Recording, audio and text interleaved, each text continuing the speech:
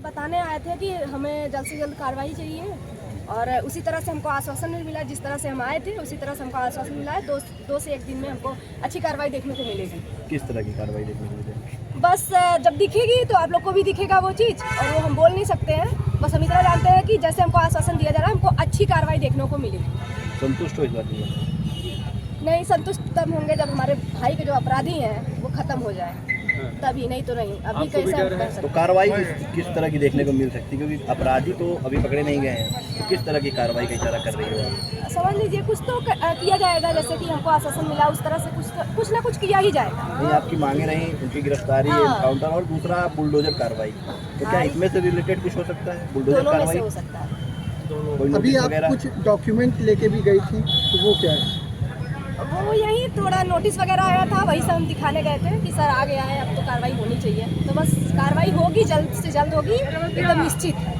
तहसीलदार की तरफ से नोटिस वगैरह दी गई है? हाँ, लगता है कि घर मिल जाएगा? अब सर ये हम नहीं क्लियर कर सकते, बस इतना जानते हैं 2 से 1 दिन में कार्रवाई होगी, ऐसा लग रहा है इसमें। हाँ, लग रहा है। और क्या कुछ कहा जिलाधिकारी ने, क्योंकि अभी तक इतना दिन हो गया, एक लंबा समय, अभी तक 2 जो नामजद आरोपी वो फरार ही हैं, अभी तक क्या कुछ कहा उन्होंने? देखिए वही बात है कि अभी भी वही कहा जा रहा है कि मतलब वो कहाँ जहाँ पे भी हैं, मतलब कुछ ऐसा सुराग नहीं मिल पा रहा है कि वो कुछ सुराग दे कि हम लोग उनको पकड़े, ऐसा कुछ अभी नहीं मिल रहा है। वो भाग ही रहे हैं, कहाँ पे है कुछ पता नहीं है। लेकिन कार्रवाई ये कह रहे हैं कि ये निश्चित है, वो थोड़ा सा हमको कुछ भी हिंट मिलता है, अभी भी उसी पे सब लगे हुए हैं। कुछ भी निश्चित है, कुछ भी मिले वो पकड़े जाएंगे निश्चित। अगर कार्रवाई नहीं होती अगली क्या रणनीति है आपकी कदम?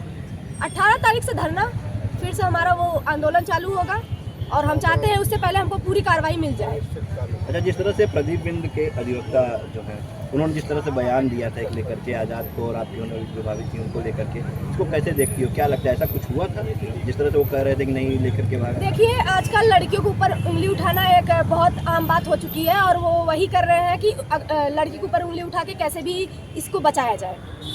तो उसको हम ना ही लें तो ठीक है। हम बस यही चाहते हैं कि जैसे उन्होंने उंगली उठाया, ये हमारा केस जैसे ही समाप्त होता है हम उनके ऊपर मानहानि का केस करेंगे। ऐसे कैसे वो बोल रही है, क्योंकि एक प्रूफ होना चाहिए। एक लड़की के ऊपर उंगली उठाएगी, लेकिन आजकल कोई ऐसा नहीं सोचता है कि लड़की के ऊपर उंगली उठा रहे हैं क्या है।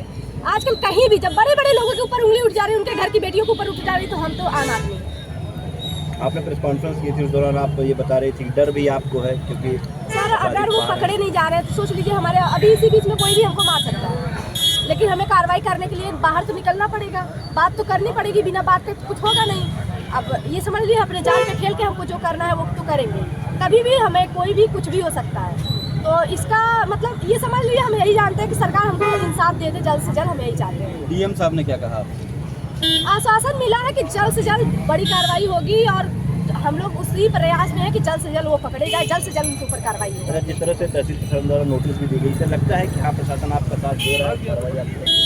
क्या तो विश्वास है, प्रशासन के ऊपर ही विश्वास है और कौन सुनेगा हमारा, वही तो सुनेंगे। और विश्वास है, हमें लग रहा है कि कार्रवाई जल्द से जल्द बड़ी से बड़ी कार्रवाई करेंगे। ऐसे ही अनुराग यादव का मामला था, उसमें भी तहसीलदार क्या था, हम इसमें आदेश हो गया था बेदखली का, लेकिन कार्रवाई नहीं हुई। हम इसमें ढिलाई नहीं चाहते हैं। अगर ढिलाई होती तो हम यही जानेंगे प्रशासन बचाने की कोशिश करेंगे। अगर प्रशासन इसी पे कार्रवाई हमको दिखा देगी अच्छी खासी, तो हम जानेंगे कि भाई कार्रवाई कर रही है, हमारे भाई के अपराधी अब नहीं बचेंगे।